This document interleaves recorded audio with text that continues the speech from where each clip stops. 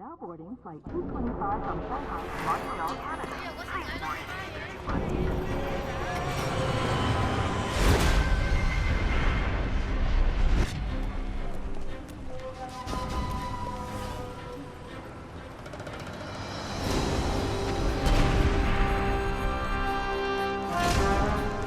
The first Army of Two had some neat ideas, and sure, it's a flawed game, but it's fun, especially if you have someone to play it with. We enjoyed it, so we decided to blast through the sequel, Army of Two: The 40th Day. I was excited to see what existing mechanics would be improved, because I really did enjoy the concept, and I love all this mercenary shit. Developed and published by EA, Army of Two: The 40th Day was released for Xbox 360 and PlayStation 3 in January 2010. BuzzMonkey developed the PSP version, which released at the same time.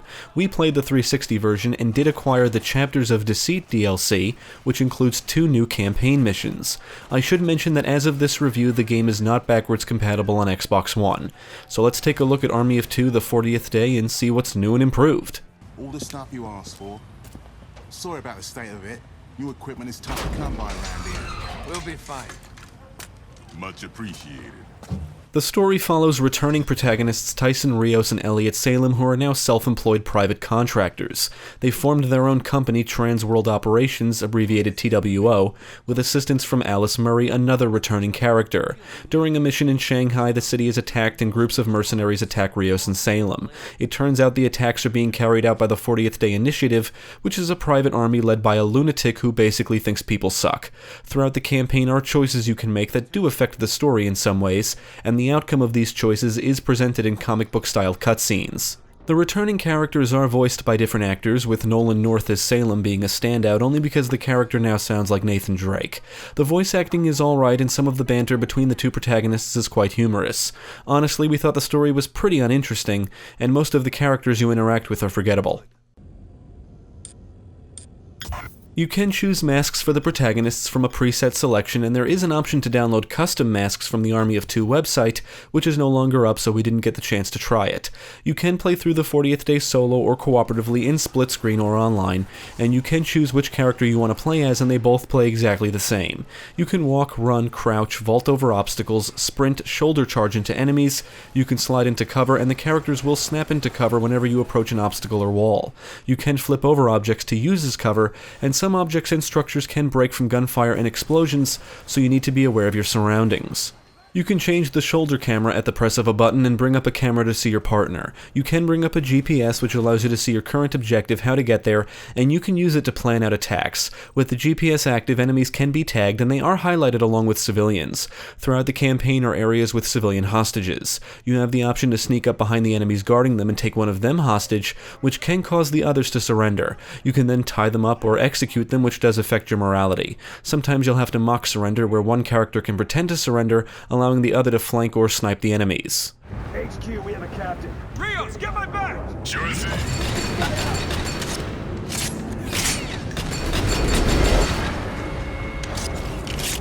The aggro system from the first game makes a comeback. How it works is, one of the characters draws the enemy fire, while the other basically becomes invisible, allowing him to flank enemies and advance through enemy territories undetected.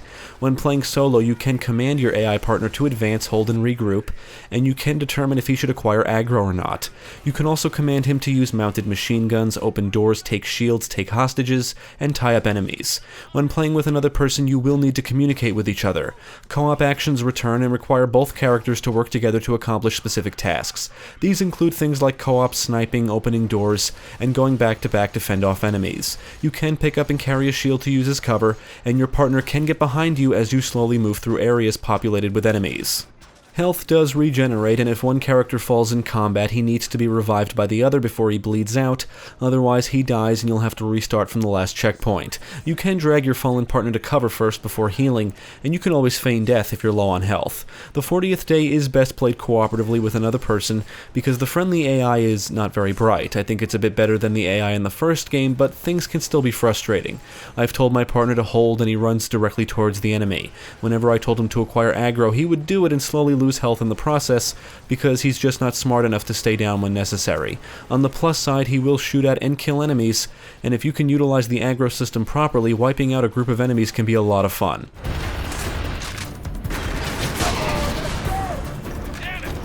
The weapon customization element has been significantly improved in the 40th day. Not only are you provided more weapons to play around with, but you no longer need to buy weapon attachments in a specific order, and once an attachment is purchased, it can be swapped between weapons of the same class.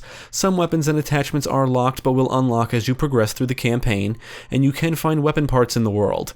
When you complete certain objectives and make certain choices, you'll earn money which can be spent on weapon customization. Money can also be found in the world and will be dropped by fallen enemies. You can access the weapon customization menu during gameplay, and you're not limited to using only the weapons you've purchased. You can pick up and use the weapons dropped by fallen enemies too, and they'll also drop ammo. You can buy assault rifles, sniper rifles, submachine guns, a light machine gun, shotguns, pistols, a rocket launcher, and a grenade launcher, and most of them can be modified with different attachments like barrels, stocks, shields, plates, scopes, cartridges, grips, suppressors, muzzles, and front mounts like a shotgun and grenade launcher.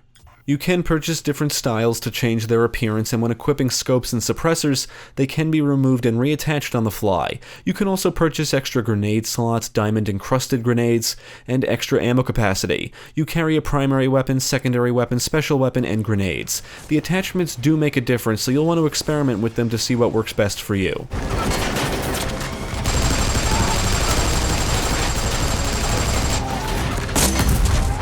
You'll be shooting a lot of enemies throughout the campaign, and they do exhibit basic behavior. They run around, take cover, shoot at you, some will snipe you, some fire rockets, and they'll throw grenades. Some carry shields to use as protection, and they will utilize mounted machine guns to gun you down. Their AI isn't super smart, but they do seem a bit more intelligent than the enemies in the previous game. Now, you will encounter different types of heavily armored enemies that need to be taken down in specific ways. Heavy types with shotguns need to be shot in the head. To take down a grenadier, you need to shoot his grenade packs. An enemy wielding a flamethrower can be killed by shooting the gas tank on his back. And the most dangerous heavy type is easily the dude wielding a Gatling gun, because he can put you down quickly. You need to shoot the ammo pack on his back to kill him, and out of all the heavy types, this one definitely requires teamwork and communication. If you're playing solo, you'll really have to babysit your partner when up against these guys.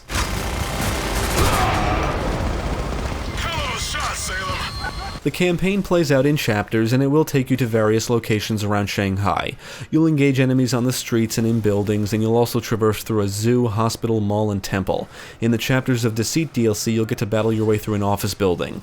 There are items to find in the environments like weapon parts, radio logs, and lucky cats, and they all act as a form of collectibles. Throughout the campaign, you'll reach areas that contain enemy supply cases that can only be looted if you're not detected. That's what the game indicates anyway. Some of them seem to stay open even if you're loud about it. If you are detected, the cases will usually lock. Supply cases do contain items like weapon parts, masks, and money, so they are kind of like the game's way of rewarding you for being quiet. The environments are pretty linear, and because the GPS will point you to your objective, you should never get lost. Sometimes you have the option to take the high ground to engage enemies, and many areas offer multiple ways to flank and approach enemies. You'll fight enemies in small confined spaces as well as large open spaces with plenty of objects to use as cover. You need to watch out for or take advantage of the explosive barrels and canisters scattered around, and much like the first game, you need to stay in cover whenever the bullets start flying. If you're out in the open during a firefight with any amount of aggro, the enemies will have their sights on you, and you can go down pretty fast if you're not careful. You have to be mindful of what you use as cover because some things can break and vehicles can explode. You'll encounter enemies patrolling or on guard, they'll rappel down from helicopters, and come hopping over walls. Sometimes enemies arrive in waves, and there's plenty of bad guys to shoot. At the end of a chapter, you can view your stats for that chapter, and the game does include general stat tracking. After you beat the campaign, you'll unlock cheats and different outfits for the protagonists. The 40th day does look better than the first game. Pop-in is frequent, but the texture work is solid and the animations look good. There's nice visual effects like sparks and debris as a result of objects being hit with bullets, and the environments are filled with plenty of detail. There's garbage, debris, and bodies on the ground, some bodies are on fire, and the gore effects help to enhance the gunplay. You can blow off enemy heads, and when enemies are hit, their blood will splatter on the walls. Injured enemies will slowly move around on the ground and even start shooting at you. Unfortunately, the audio is underwhelming. Most of the weapons are just not loud enough, although the shotguns sound pretty good. Characters will shout during firefights, explosions sound okay, and the audio work in general is really nothing exceptional. As for the music, we think the soundtrack in the first game was better. Intense tunes kick in during encounters, but there's not many songs here that stick out to us as memorable. From a technical standpoint, the frame rate does dip whenever there's a lot of action on screen, and we did not encounter any major bugs.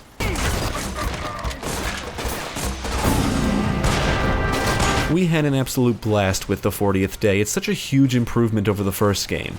The AI is still a bit shitty, but even when I was playing solo, I was still having a great time. I think the series was overshadowed by other games back in the day, or maybe it's just underrated, but whatever the case, this is a fantastic sequel. We thought the story was uninteresting, but loved the action, tone, atmosphere, and the humorous moments, and the weapon customization is awesome stuff. I was always hoping to have enough money for new weapons and attachments because I just wanted to try everything. Experimenting with different weapons and attachments does add some replay value to the game, as does the multiple difficulty modes, cheats, multiplayer, and collectibles. There is some kind of an extraction game mode which we didn't get a chance to try, but that may have been another reason to return as well.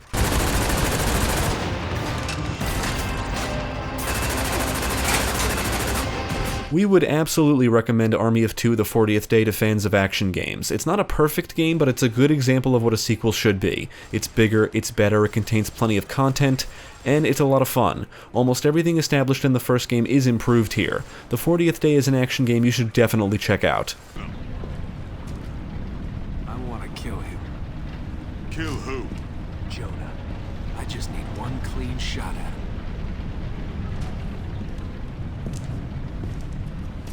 Then let's do it.